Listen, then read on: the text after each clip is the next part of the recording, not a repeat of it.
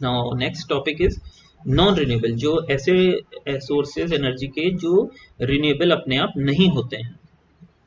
तो ऑब्वियसली ये source that exist in limited supply, जो कि लिमिटेड सप्लाई में ही होते हैं, जो खत्म हो सकते हैं अगर हम उसको ज़्यादा यूज़ करेंगे। लिमिटेड सप्लाई में है मतलब अगर हम उसे ज़्यादा यूज़ करेंगे तो वो जल्दी खत्म हो जाएगा।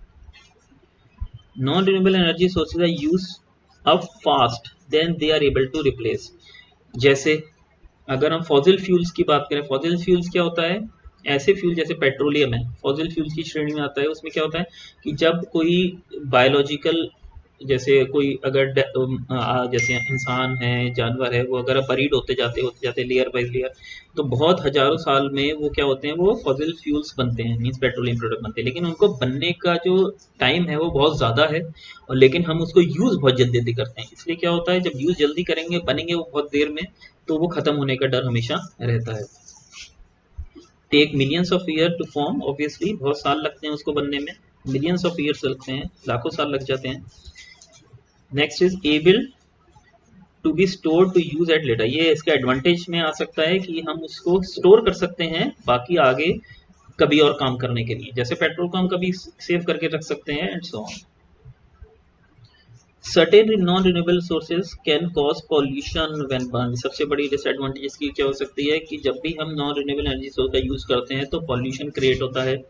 जैसे पेट्रोल को अगर हम जलाते हैं या इसका यूज करते हैं तो क्या होता है, पॉल्यूशन क्रिएट होता है, धुआं निकलता है।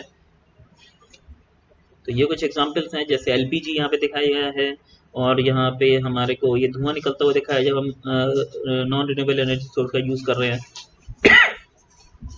और यहाँ पे भी कुछ ऐसा ही दिखाया हुआ है। तो ये कोल है नॉन रिन्यूएबल, ऑयल है, नेचुरल गैस है, न्यूक्लियर है।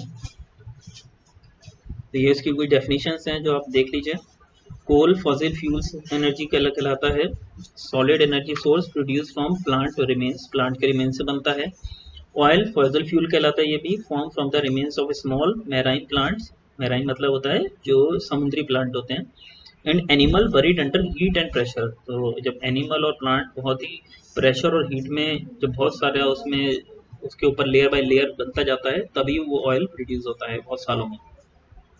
Natural gas is also fossil fuel, A flammable gas that occur naturally underground, तो ये भी नेचुरली बनता है फॉसिल फ्यूल्स की तरह ही, फॉसिल फ्यूल की श्रेणी में आता है। Nuclear energy produce by atomic reaction, दो न्यूक्लियर फ्यूजन। इसके एडवांटेज डिसएडवांटेज देख लेते हैं कुछ।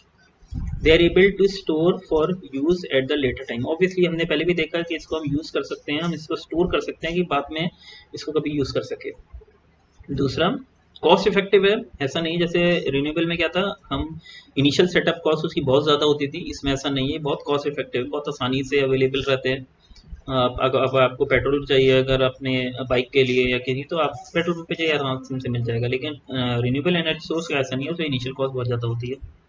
Disadvantage, they can be used if they are not conserve, अगर हम उसे बचा के यूज़ नहीं करेंगे, ढंग से नहीं यूज़ करेंगे तो बहुत जल्दी ख़त्म हो जाएंगे, और वो ऑब्वियसली पॉल्यूशन एनवायरनमेंट को लीड करते हैं। अभी एक वेन डायग्राम है जिसमें हम देखते हैं क्या क्या डिफरेंसेस थे। Now, renewable energy source can be replaced in a short amount of time, do not pollute the environment, more expensive. Examples हैं इसके जो हमने भी देखे थे। While non-renewable are not able to replace during a lifetime, एक lifetime में हमेशा ये replace कभी भी नहीं हो सकते, इनको बहुत साल लगते हैं replace होने में। Form from the remains of a living or decaying organism, millions of life to form, pollute the environment, examples हैं कोल, ऑयल, नेचुरल गैस। लेकिन बोथ प्रोवाइड एनर्जी, अगर हम बोथ की बात करें कॉमन है, एनर्जी प्रोवाइड करेंगे, नेचुरल रिसोर्सेज होंगे दोनों obviously, and use by human in daily life. तो ये एक वेन डायग्राम है जो आप अपनी कॉपी में बनाएं और इसको देखें।